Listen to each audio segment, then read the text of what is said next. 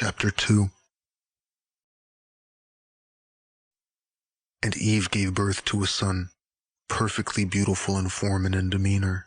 His beauty was like that of his father Adam, yet more beautiful.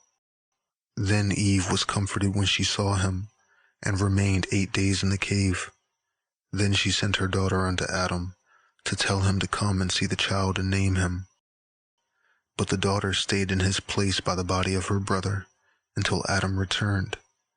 But when Adam came and saw the child's good looks, his beauty, and his perfect form, he rejoiced over him, and was comforted for Abel.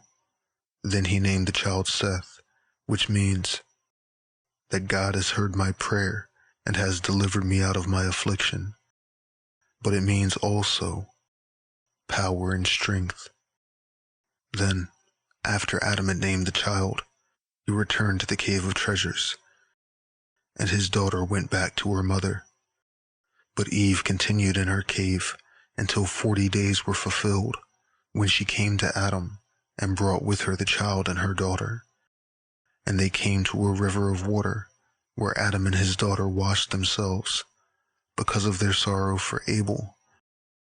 But Eve and the babe washed for purification.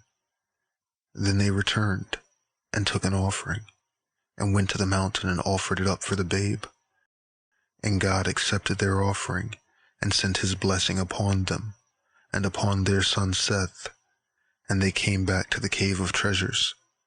As for Adam, he did not have intercourse again with his wife Eve all the days of his life.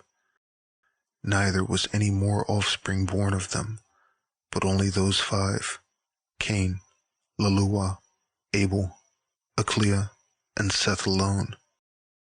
But Seth waxed in stature and in strength, and began to fast and pray fervently. Author's note: Abel was 15.5 years old, and Cain 17 years and a half when Abel was killed. Cain and Lalua were twins. Abel and Aclea were twins. Cain married his twin sister. Aclea was 15.5 when Abel died. Adam and Eve did not come together, have intercourse, for 7 years after Abel's funeral. Aclea would now be 22.5. Eve carried Seth for 9 months. At the time of Seth's birth, Aclea would have been 23 years old.